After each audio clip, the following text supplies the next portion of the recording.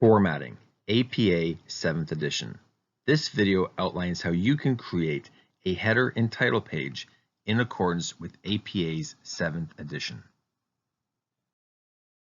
Though creating a header and title page is relatively easy, it is important to keep in mind that the requirements for both differ depending on whether you are submitting for publication or whether your paper is an academic submission. When formatting a paper for a publication or an academic submission, we'll typically begin with the header. Both the publication and academic submission have page numbers on the top right corner, and both will begin with page 1 on the title page. The next component of the header is the abbreviated title. Keep in mind, only the publication requires the title in the header. 3 key notes about the title: it will be in all caps, it must be abbreviated to 50 characters or less, and it must be left align. Although this is not required for academic submission, instructors may request a title for academic submissions. Therefore, it's always important to read your assignment instructions and make sure that you are conforming to your instructor's expectations. The question is, how do you format the header in a Word document? There are several steps to this process. First, you will click on the Insert tab on your top ribbon. Click on the arrow next to the page number, which you'll find toward the right on the top ribbon. Now, you'll hover over the top of page. Select the option with the number on the right side, and once the number appears, type the abbreviated title in all caps. Then hit the Tab button until it is left aligned.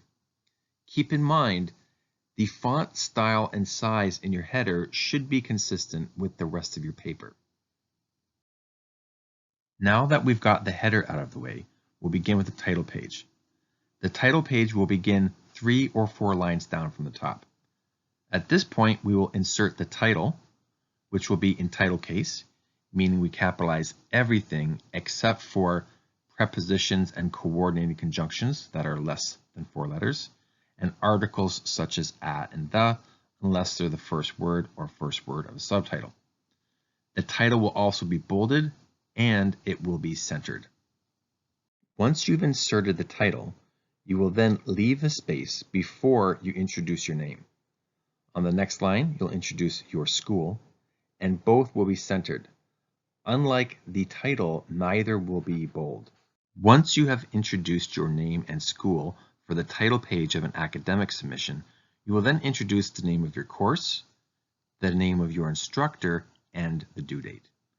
Keep in mind, the due date will go in order of month, day, and year, and you will spell out the full name of the month. Do not use abbreviations. However, none of these will appear on the title page of a publication. The title page for a publication will typically include an author's note toward the bottom. This does not usually appear in an academic submission unless an instructor has requested it.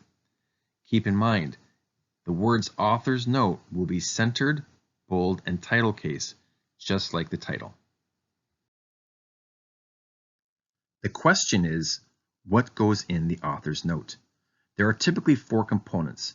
The first is the ORCID identification. Each published author receives a unique ID number from ORCID. This allows readers to locate their previous publications, which can be difficult if the author's names have changed. For example, you may have somebody, like Caitlyn Jenner, who's transitioned and whose previous works were published under a different name.